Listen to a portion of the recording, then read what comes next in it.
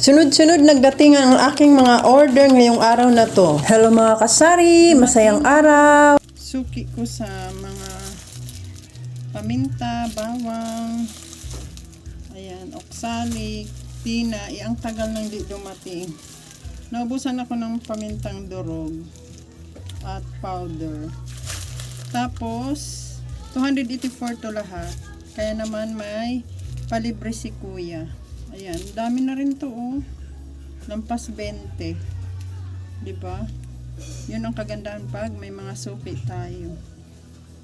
At sunod naman na dumating yung delivery natin from Pure Gold mga kasari. Medyo na parami-rami yung aking order dito mga kasari. Halos lahat ay mga kape. Dahil fast moving talaga sa aking tindahan ang mga kape, lalo na ngayon ay malamig. Hindi na rin ako nagtitinda ng single na kape mga kasari. Yung twin pack na lang at hinahati ko na lamang. At nagustuhan naman ito ng aking mga customer dahil syempre mura lang. 8 pesos kasi ang bintahan ko pag hinahati yung kape. Umabot pala ng 5-1 yung aking binayaran mga kasari at may nakuha na naman tayong free na isang manghuwan na maliit. Meron naman tayong free.